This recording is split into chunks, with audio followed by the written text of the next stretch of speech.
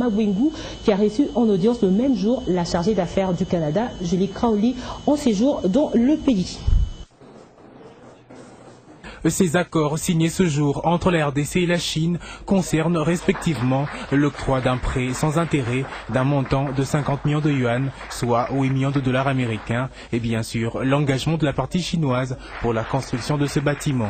Nous avons signé déjà des accords et puis après, je pense que les deux équipes, les techniciens de deux équipes vont travailler ensemble pour étudier la mise en place, la mise en exécution. Je pense que si les conditions sont réunies, nous pouvons lancer les travaux très rapidement. L'exécution de ces accords pourra jouer un rôle positif et contribuer à l'accompagnement du gouvernement congolais dans ses efforts pour la construction économique et sociale, ainsi que l'amélioration des conditions de travail des services de l'administration et publique. Le ministère des Affaires étrangères a connu le même jour la visite de Julie Crowley, chargée d'affaires du Canada. Reçue en audience par le vice-ministre des Affaires étrangères, au centre de leur entretien, les nouvelles règles établies pour l'obtention d'un visa du Canada, ainsi que tout autre document de voyage. Une manière pour le Canada, qui garde ses portes ouvertes pour les Congolais, de manifester son souci de coopération et de soutien à la République démocratique du Congo. Et nous l'annoncions en titre dans nos précédentes éditions, Arik Air est déjà opérationnel dans l'espace aérien congolais.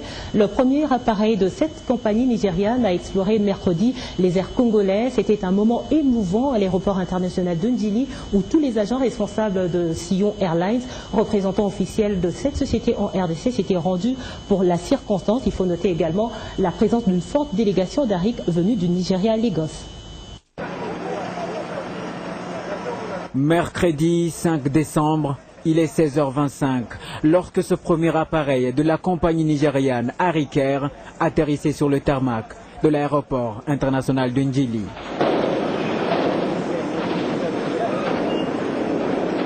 Et puis cette action qu'on appelle arc d'accueil pour tout avion qui atterrit pour la première fois sur un aéroport.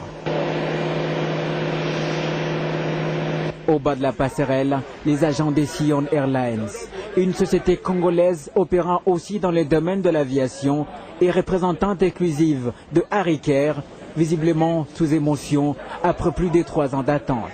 L'appareil est un Boeing 737 série 700 nouvelle génération et fait partie d'une flotte composée également des Airbus et des bombardiers de moins de 5 ans d'existence et donc remplissant toutes les conditions techniques de pouvoir voler. Nous avons connu beaucoup de succès pendant 6 ans. Nous avons une flotte de 23 avions. Ce que nous offrons, c'est la sécurité. C'est notre priorité numéro 1. La sécurité et la qualité. Chose également assurée par certains passagers et membres de l'équipage. On a décollé de Douala et on est arrivé à Kinshasa. Le vol était impeccable. Arik Air ouvre ainsi le pays sur d'autres destinations dans le monde, un acte de grande signification patriotique pour les Congolais, précurseurs de cet investissement, unique en son genre pour l'instant dans le domaine de l'aviation en RDC. Il est grand temps, comme je l'ai décidé, que nous puissions révolutionner des choses. Je promets un travail sérieux au public. Je me réserve de faire des commentaires, mais je demande à ceux qui nous observent et ils verront ça par les actes. Offrant toutes les conditions d'un meilleur voyage par les conforts qui caractérisent ces appareils, Arik Air vient désenclaver la RDC. Il reliera Kinshasa, Douala, Lagos avec des vols directs New York, Londres, Johannesburg et toute la côtière.